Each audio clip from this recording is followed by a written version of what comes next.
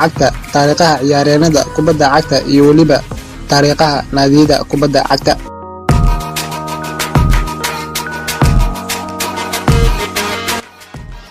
Sergio Busquets isku xiraha kooxda Barcelona ayaa ah laacibka kaliya ee kooxda reer Catalonia ee aan isticmaalin baraha bulshada si uu ugu noolaado nolol sahlan oo aan mashquul badnayn. Sport majalada la yiraahdo ayaa sheeganaysa in Busquets uusan xitaa jeclayn inuu ku sheekaysto aalada WhatsApp-ka loo yaqaan wuxuuna taa beddelkeeda doorbidaa inuu telefoonka ka waco asxaabtiisa. inta oo kaliya ma ahan xidigan haysta dhaqankii hore ayaa xitaa la sheegayaa inuu telefoonka saarto silent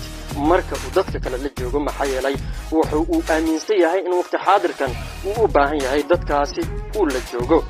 go'aanka shakhsi ahaaneed ee Busquets ayaa xitaa waxaa mid yaab leh ka sii dhigaya marka aad ka fikirto in ciyaartoy badan ay baraha bulshada u isticmaalaan si ay kor ugu qaadaan muuqaalkooda si ay ugu soo jiitaan xayeysiimo badan. xiddiga qadka dhexe reer Spain ayaa xitaa daaha ka rogay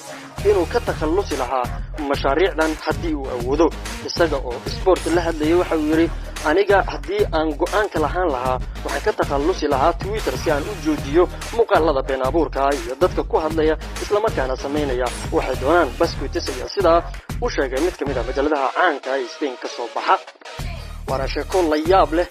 oo toddobaadkan aad looga hadalhayo gudaha dalka Spain maadaama Busquets uu yahay xiddig caan ah kubadda cagta ku xamaasha waana sodoniyo ku jir waqti dheer soo matalayay qaranka Spain kuna soo guuleystay koobka adduunka iyo koobka kale ee qaaradda Yurub ee wadamada Yurub ay ciyaaraan ee loo yaqaan Euro kaas oo 2012 uu suurtageliyay qarankiisa Spain si lamid ah Barcelona iyo qayb ka ah waqti dheer oo uu kula soo guuleystay koob badan sida Champions League, La Liga iyo koob badan wuxuuna qayb ka ahaa kooxdii dahabiga ahayd ee Pep Guardiola ee xilli ciyaareedkii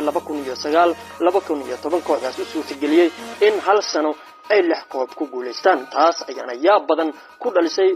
bahda sportska guud ahaan iyo kuwa taageera Catalonia maadaama xiddigan uu yahay 31 jir waqti badanna ku soo guday jiro kubadda cagta.